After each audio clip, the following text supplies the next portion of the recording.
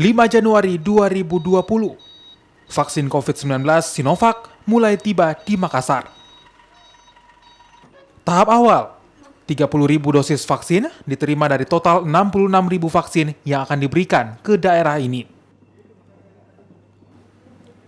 Vaksin Sinovac disebut jadi jalan baru untuk menekan laju COVID-19 di Indonesia. Vaksin buatan Tiongkok ini akan diberikan pada tenaga kesehatan yang berada di garis terdepan penanganan COVID-19. Rencananya, vaksin akan mulai disuntikan pada 13 Januari 2020 mendatang. Yang pasti vaksin ini sudah lewat uji klinis, ya. Insya Allah tidak ada dampak apa-apa. Ya namanya vaksin, ya pasti ada demam dan sebagainya. Ada juga yang tidak itu tergantung imunnya. Nah, cuman memang ada kriteria yang harus memenuhi syarat orang-orang yang bisa divaksin, ya.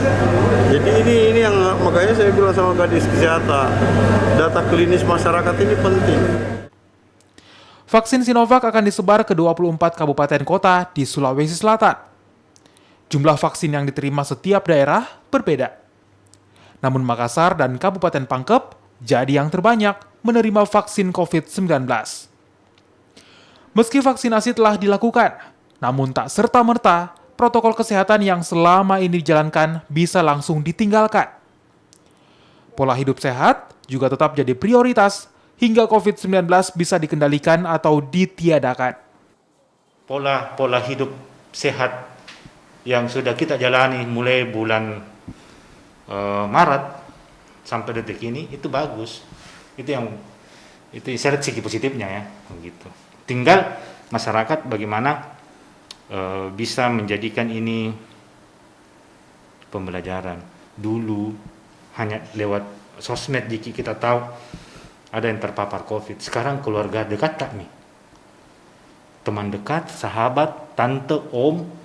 Sekarang begitu. Vaksin COVID-19 memang jadi harapan kala virus corona melanda dan jadi pandemi di dunia. Vaksin akan membantu membuat tubuh manusia kebal akan virus corona yang hingga kini masih banyak menyisakan tanya.